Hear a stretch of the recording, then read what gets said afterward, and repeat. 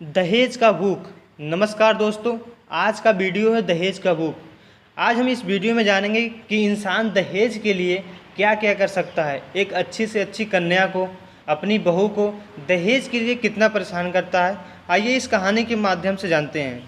रतनगढ़ नाम के एक गांव में एक आनंद अपनी मां और पत्नी मैना के साथ रहता था।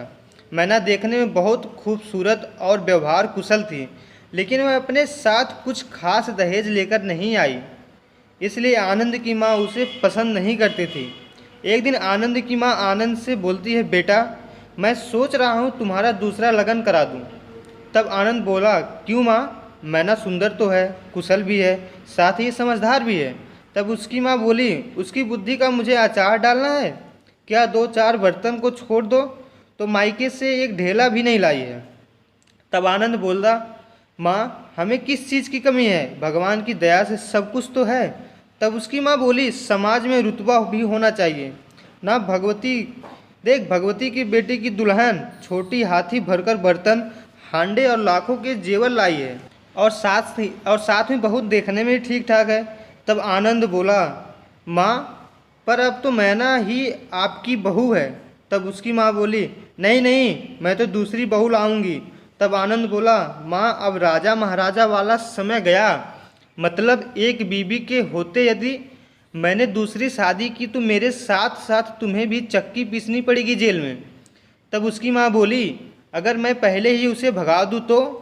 तब आनंद पूछा, वो कैसे माँ? तब उसकी माँ बोली, वह सब तो मैं संभाल लूँगी, तू बस देखता रह। इतना कहकर उसकी माँ वहाँ से चली जाती है। कुछ समय बाद उसकी माँ ने उसकी बीवी से कहा, बहू तुमने सुना भगवती की बहू कितना दहेज लेकर आई है, तुम्हें शर्म नहीं आई सुनकर? तब उसकी बीवी बोली, शर्म कैसी माँ जी, जितनी मेरे घर वालों की हैसियत थी उन्होंने भी दिया। तब उसकी माँ बोली, अरे इससे ज़्यादा भीख मांगने वाले अपनी बेटी को दे देते हैं। यह सुनकर मैना फूट फूट कर रोने लगती है। तब उसकी माँ बोली, यह रोना धोना अपने मायके में जाकर करना, मैं तो अपने आनंद का दूसरा लगन करूँगी, उसके लिए तो मैंने लड़की भी देख रखी है, खूब पैसे वाले हैं। तब मैना बोली, माँ जी ऐसा मत करिए, आप जो कहेंगी मैं वही करूँगी। सास ने बहू को एक ना सुनी, वह वहाँ से चली गई। रात को जब मैना और आनंद सोने लगे तब मैना आनंद से बोली, सुनो जी, माँ जी आपके दूसरे लगन की तैयारी कर रही हैं। तब आनंद बोला, मैना अभी रात बहुत हो चुकी है, सो जाओ, कल मैं इस पे चर्चा करता हूँ।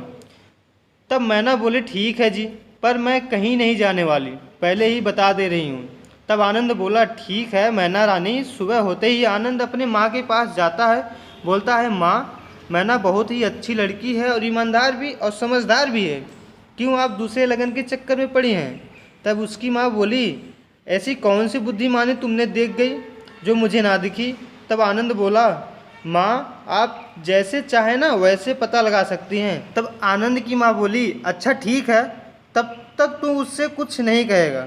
तब आनंद बोला, ठीक है माँ, जैसी आपकी इच्छा, मैं ऑफिस के लिए निकलता हूँ। अगले दिन मैना अपने कमरे में कुछ काम कर रही थी।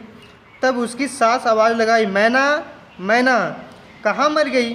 तब मैना बाहर आई। तब उसकी सास बोली, यदि तुझको इस घर में रहना है तो 3 परीक्षाओं का सामना करना होगा। तब मैना बोली, ठीक है माँ जी। तब उसकी सास बोली, जब मैं सुबह सोकर जगूँ तब बगीचे वाला कुआं मोतियों से भर देना। तब मैना बोली, जी माँ जी, आप कुआं खाली कर दीजिएगा, फिर मैं मोतिये से भर दूंगा। सास बहू की बुद्धि देकर शांत रह गई। फिर उसने पास में रखी टंकी की तरफ इशारा करके कहा, यह डलिया पकड़, कल इससे पानी खींचकर इस टंकी को भर देना। तब नैना बोली, जी माँ जी। मन ही मन सोचने लगती है कि मैं क्या करूं। तब तक अचानक उसके मन में एक आइडिया आता है कि मैं सोने से पहले डलिया में रस्सी बांधकर इसे कुएं में डाल देता हूं। सुबह तक बांस की डलिया फूलकर पानी को अपने अंदर रोकने लायक हो जाएगा। तब मैना अपने कमरे में सोने चली जाती है। जब सुबह सास सोकर जगी तब बहू ने कहा, लीजिए माँ जी, आपने जैसा कहा था मैंने कर दिया। सासू माँ भरी टंकी और डलिया में भरा पानी देखकर समझ गई। पहले तो उसके मुख पर मुस्कान आई, फिर सासू माँ ने बोला, हाँ हाँ तू तो है होशियार, कल के लिए तैयार रहना। मैना रानी को पूरा विश्वास था कि वह जरूर सफल होंगी। अगले दिन सुबह आनंद काम के लिए निकला, तब उसकी सास मैना से बोली, मैना घर में चावल का एक दाना नहीं है, तुम बाजार जाकर एक बोरी चावल लाना। तब मैना बोली, जी माँ जी, पैसा दीजिए। तब सास बोली, यही तो चुनौती है, तुम्हें चावल बिना पैसे के लाना है। तब मैना बोली, क्या बिना पैसे के चावल? तब सास बोली, हाँ, और अकेले उतनी दूर जाना ठीक नहीं है।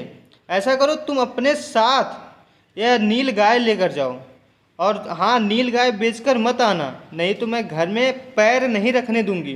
तब मैना बोली, नहीं बेचूंगा माँ जी, आप निश्चिंत रहें। बाजार से वापस आकर मैना ने सास को आवाज़ लगाई, माँ जी लीजिए, मैं चावल की बोरी ले आई। तब सास बाहर आई और बोली, कैसे, उधार लाई क्या? तब मैना बोली, नहीं माँ जी, नील गाय की बाल और सींग बेचकर लाई हूँ। सास उसकी बुद्धिमानी देखकर हैरान रह गई और बोली, ठीक है, अभी खाना बना, पेट में चूहे कूद रहे हैं। उसी दिन रात में मैना को बुलाकर सास ने कहा, सुन, कल तुझे राख की 2.5 हाथ की रस्सी बनाकर देना, और यह तेरी आखिरी परीक्षा होगी। अगर तू इसमें सफल होती है तो तू जो कहेगी मैं वह करूँगी। वह बिना कुछ कहे कमरे में चली जाती है। सुबह होते ही वह सासू माँ मन ही मन सोचती है, लगता है इसका कोई तोड़ नहीं मिला मैना रानी को, तभी तो सामने नहीं आई। चलो बढ़िया है, साथ छूटा, मैं जाकर नहा लेती हूँ। उधर मैना ने एक बड़ी थाली में नाप कर एक 2.5 हाथ की रस्सी रखी और उसमें आग लगा दी, जिससे वह रस्सी राख की बन गई। जब सास नहाकर आई तभी मैना ने थाली रखते हुए धीरे से कहा, माँ जी लीजिए राख की रस्सी।